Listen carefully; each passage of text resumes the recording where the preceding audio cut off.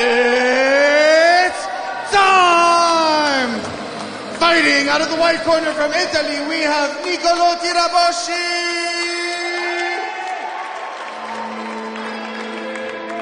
This is the final for under 65 kilograms.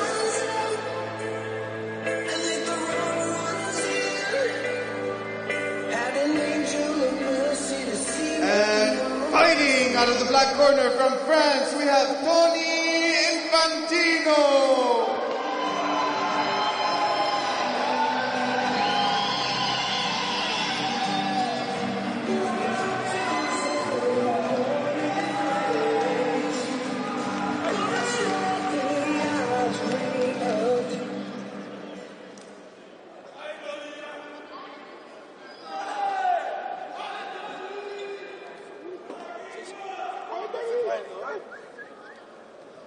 Sono qua.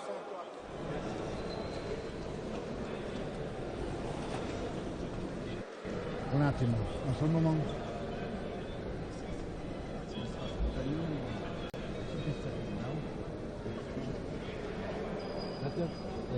C'est mieux?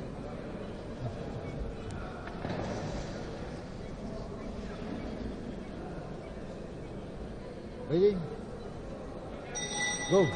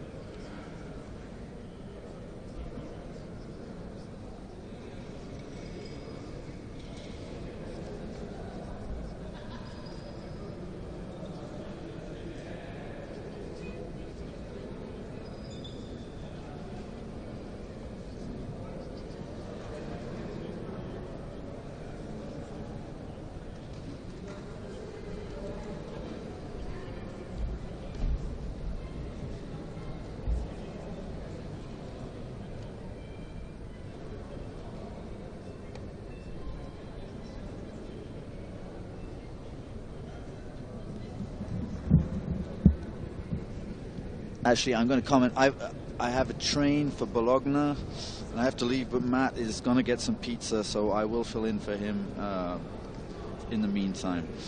Okay, so we got kind of a London system, extremely popular, and no, but these guys know how to play, right? So that knight on c6 is behind the pawn, so the pressure is real on d4. The pressure being not so much about, you know, taking it. He didn't really have to do that. He did opt for a fianchetto. I feel like there's a bit of a mix up of systems there. So yeah, normally we favor favorable tension, and I believe that it was okay to leave the pawn on c5, meaning that if it was white to take, at some point we would get that pawn back, and basically black would have more space then. White has cautiously played h3 at some point, so that if ever there's a knight h5, the bishop can kick back to h2, and so it's relatively equal, as we could expect from the London system when not really pressed or there's no big mistakes made. White generally plays this just to get like some kind of middle game. London system's my side chick. It is. That's what I do when I don't do the Stonewall. Okay. Hi, I'm back. Indeed you are. Indeed you are. All right. We are, this is the first boxing round, right? Or did I miss one? This is the first boxing round, yeah. Nice, yeah. Okay. We're back to the main category, regular regulations. And these guys very excited for this matchup, too. Italy versus France, European showdown. with the good chess players of their teams. That's right. Yeah, is it high-level chess so far? High-level chess. Mm-hmm. Great.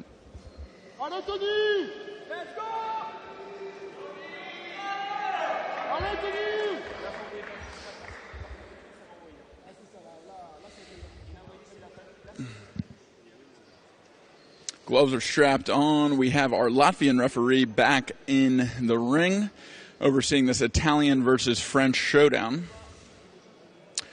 Gloves are being checked. Mouthpieces are being put in.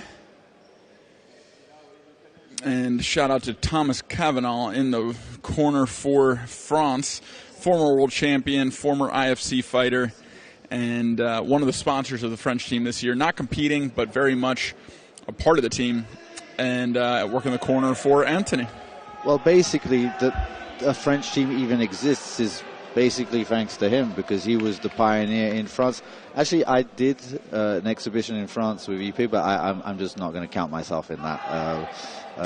Thomas is definitely the pioneer for France. First native Frenchman to compete, and because of his relation to Guillaume, being the cousins, that's what helped spark the growth of the chess boxing program in France. So the boxing great jab level, so far. Mm-hmm. The boxing level was pretty decent. Big, kind of like a load up counter right. That's easy to see coming. France avoids it, but if one of those lands, it could be trouble for France. That's 1-2s. Great hook goes. The hook goes wide, but a great cross lands. Great left hook to the body, left hook to the head. Definitely showing that he has been practicing his boxing better than the last time I saw him train, for sure. Oh, good counter by Italy. A little too much on that one for France, and he paid for it. Good parrying and head movement. But now, Italy emptying the gas tank, going crazy on a covered-up Frenchman in the corner. Enjoying every second of it, apparently. Yeah, and the Italian crowd really egging him on. I don't know if it was such a good idea to be throwing that many shots. But, on his face, it looks like he's having fun. He's begging him on. He's like, come on. Now it's your turn. Now you throw at me. A very animated Italian fighter. We love to see that. Ooh, that always looks cool to me when when two people throw a right hook at the same time and then their elbows catch. I always think that it looks like a cool handshake or something. Now there goes left hook to the body. Searching for that liver. Was he hurt? Because he went really far away. Keep searching for that liver, man. Give me that liver. He believes in it, doesn't he? A liver shot. He was looking for it again. The left hook to the body, left hook to the head. He really, he's telegraphing it a lot, but the Italian's doing nothing to combat it.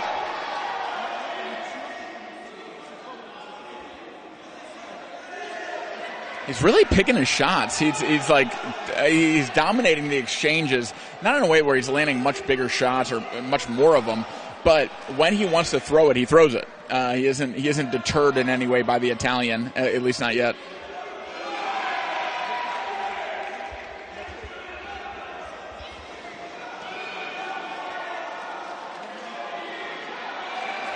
Nicely lead right straight.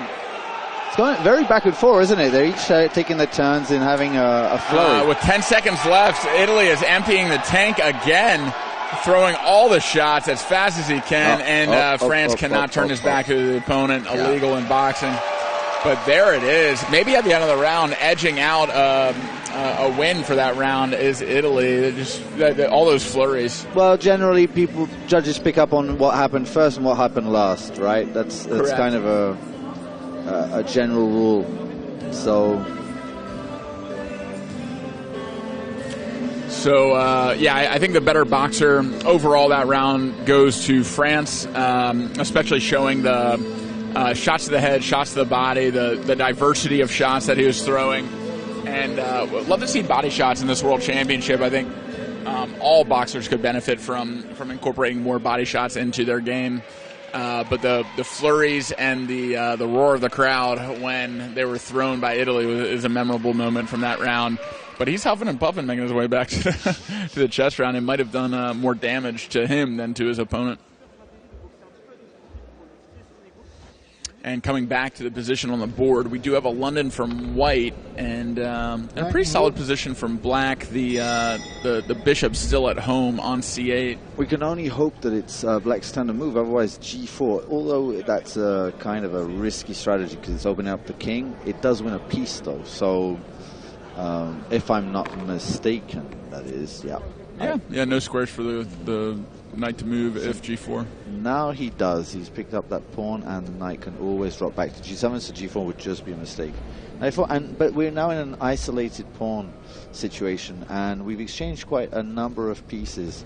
Black remains with the light square bishop, which is like almost only a defensive piece. He's going to put it on e6 at some point to not lose the pawn, just to overprotect it. And the knight is just going to sit on d4. And you're going to take the c file. This is kind of textbook advantage for White. Then it's going to be technical, but I definitely prefer White here. All right, the knight smartly coming off of the h file where formerly he would have been trapped. Now a little bit more active, also protecting that d4 pawn. Queen coming into play too to b6. I think the strategy shouldn't have been to f6 because f6. Look at the distance it is from the knight. That knight is the blockading knight, and maybe Black does, even though it does exchange yet another piece, he might have wanted to exchange it. So knight g7, knight f5 could have been another way of dealing with it. But okay, I mean, I'm just basically enumerating plans. I'm not saying that one is particularly better than the other. It's just what comes to mind. These are the options, and do want to bring note to the minute time advantage that Nicolò from Italy is enjoying. I'm putting Nicolò in front for the moment, and obviously at the boxing it's flurry versus flurry, so we really don't know what's going to go on here. But so well, he doesn't actually lose his advantage, but he could sit on that. You know, I was talking about favorable tension earlier with the pawns. You kind of had the same situation with pieces there. Nobody was pressed for time. Now that's an interesting one though, because what's left is just the bad pawn structure now. So yeah, doubled pawns on the e file, not what you want to see as Black, but White forcing Black into that position. Now the e4 pawn has to be defended or he will lose it. Yeah, and it's not only about the e4 pawn, it could also just be about the 7th rank. As we see, doubling up on the c file. I mean, we have a very powerful formation that could get a check right now. What I would do was probably b4, what he's doing, because when he's going to leave the b2 pawn, at some point you're going to have to protect it, or Black's going to get enough counterplay. For example, if you'd have taken the pawn on e7 and he takes the pawn on b2, that queen side majority would actually favor Black. So. All right, queen on the 7th rank, challenging the rook, but the bell rings before a response from White. It's a very interesting position to end on. We'll see what happens in this next boxing round, and that could affect how they come back to the board. It could. Rook endgames are notoriously known to they all being drawn. I think it was Tarash. If played correctly, and that's a big if. That's a big the if. chess boxing world, because especially when you're having a high heart rate, like Carl and I just experienced and played chess, blunders happen all the time, man, all the time. All right, we do have a minute in between rounds. Sometimes that's a few seconds more, especially when there's extra gear like Chessboxing Light or whatever. But gloves are coming on. Looks like the French fighter's ready to go. Latvian referee sharing the same sentiment as me, which is the Italian's just taking his time. He doesn't have his other glove on yet. And Anthony ready to go. Staring down his opponent, getting hyped up. And time to rock and roll.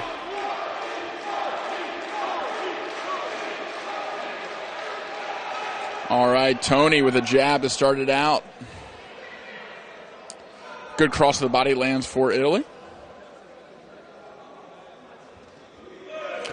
Across goes just wide. Good head movement from Italy.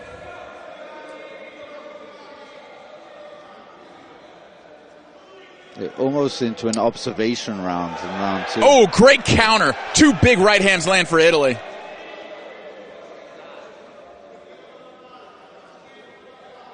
Jab to the body. France reestablishing dominance. A good left hook sinks into the ribs of his Italian opponent. Anthony loving, really favoring that left hook to the body. Again. Ooh, but that left hook to the body is met with a right counter upstairs. Trade of jabs.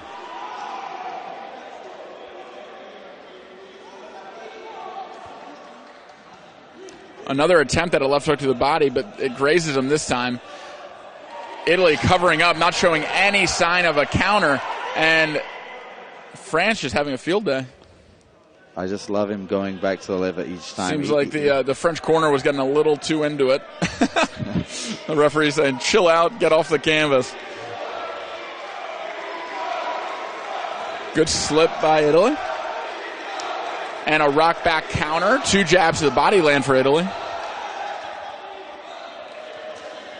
Yeah, you want to move out of that position. You don't want to stay there too long. Especially that Tony knows exactly where to aim. He's got his target ready on that liver.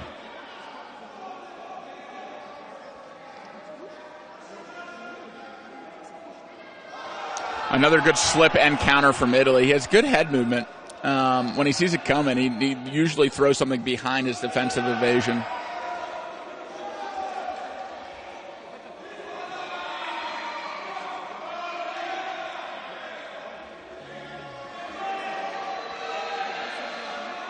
Tony's winning the boxing rounds, though, isn't he? Yeah.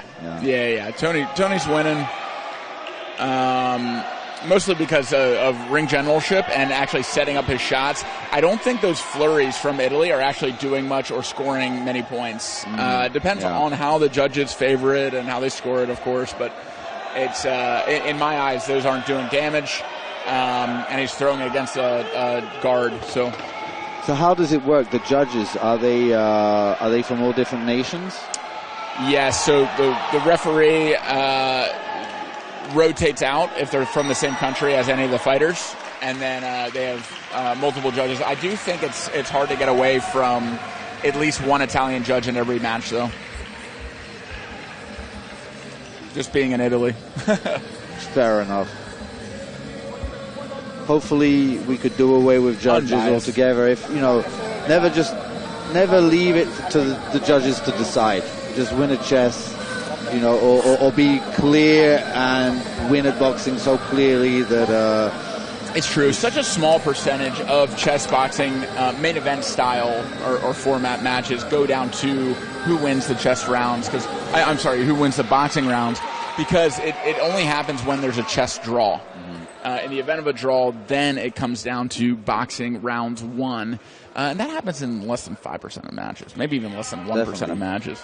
Well, chess is just so determining, and yes, in chess, the most likely result somehow is a draw. I mean, it's like a 50-50. It depends on what level you're at. But when you add in the time component and the boxing component, it's very rare that draw happens. I've seen people repeat moves because they kind of want out of the boxing, and I don't know. It's ironic because repeating moves makes it come down to the boxing. Yeah. No, but they want. I don't know. I don't know what they want. Well, we know what Valentin wanted last night when he found a perpetual check and repeated his moves. He wanted it to come down to the boxing because he was dominating his Russian opponent. It's white to move, so this is very dangerous for black. This can't be far off. I can't believe Nicolò actually took so long to play that move because that move is actually obvious. It's a check, and if he's coming in the back door, the back rank is controlled by white. Definitely King H6 is already losing, like almost on the spot. Queen F4, King G7, Queen F8, mate. So, I think that's... And he controls the dart diagonal that could lead to a perpetual check from black, from Queen the back F4, rank. And now King G7 is a blunder, so he has either G5, which is Queen F6, and then, or... mate. Yeah, very close to it. Yes, G4, King H4, Queen H6, mate. Or the King H5 immediately. I mean, Tony needed to think a little longer there. Yeah, because coming back to G7 is an automatic checkmate. I mean, that's a very typical formation that you learn early on in Puzzle Rush or anything. Those two squares behind the king being controlled and a queen on the other side. 5, 4, 3, 2.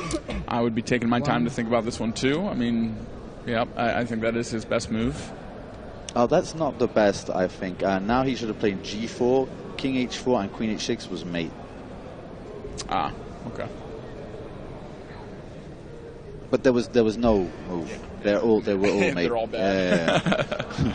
So, but I think he just wants to win the rook. He wants to play Queen H4 check and take the rook on check. And so Tony taking his time, but Nicolò in the driver's seat for the end of this match.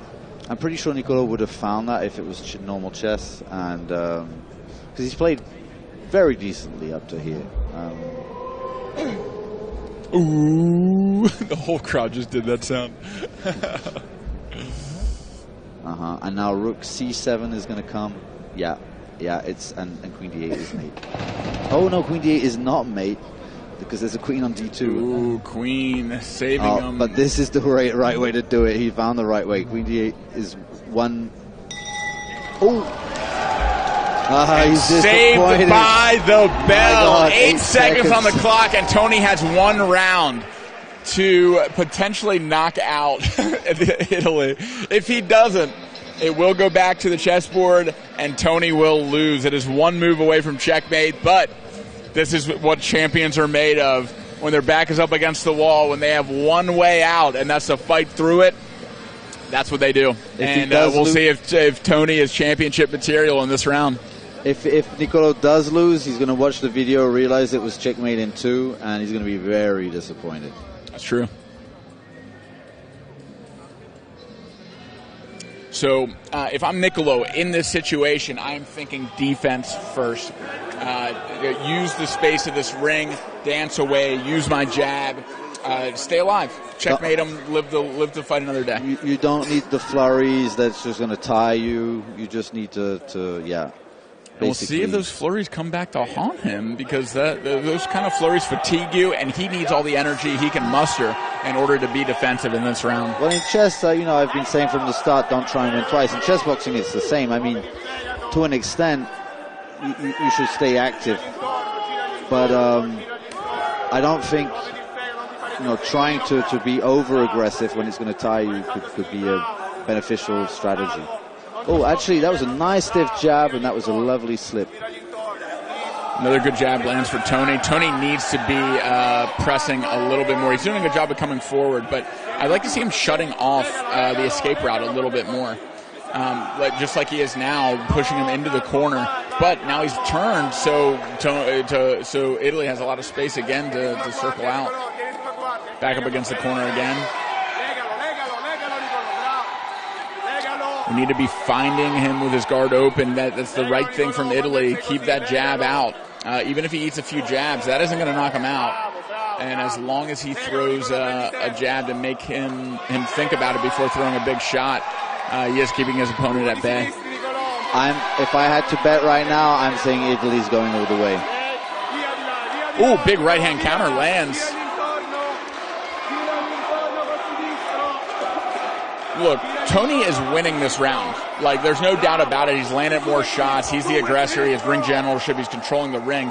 But he doesn't just need to win the round. He needs to knock his opponent out. He needs 3 stoppages, or he needs a knockdown, and for Italy not to beat the 10 count. To be honest, for me, Nicolò, this is his best boxing round. He did land a few stiff jabs. I wouldn't be too sure. Yes, the ring generalship, that's absolutely 100%. But it's kind of even this round. He did have a really good counter right a second ago. Good 1-2 lands from Italy. I agree, he's doing well. And now he's learnt to stop that liver shot. He's going down with the elbow. He knows it's coming every time. This is the perfect time to throw a left hook to the head. Definitely. Boom.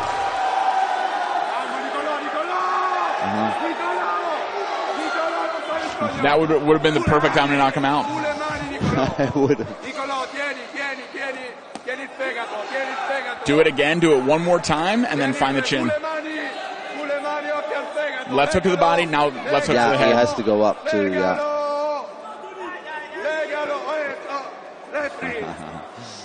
Left hook to the body, brings that elbow down and the guard down. Left hook to the head, could knock him out. He's going to be sore on that left rib tomorrow. Right rib, where the left hook's landing. 10 seconds left. It's looking like Italy is not only going to survive this round, but actually did pretty well. And what a shame for Tony. Having a hell of a fight, showing a lot better boxing than I've ever seen from him before.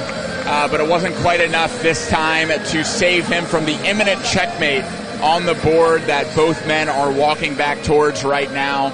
A great match, but an unfortunate loss for France and for Tony, representing the Frenchman. Nicolò definitely understood the assignment there.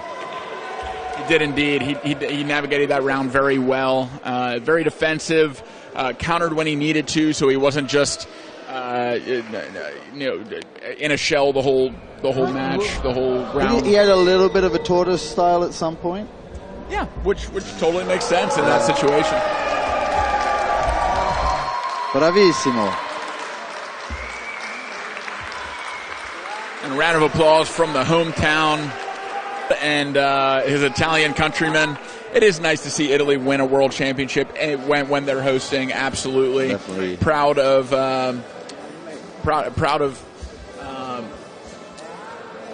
Italy, this fighter. And I'm always, Nicolò, I'm always happy to see a strong chess player win.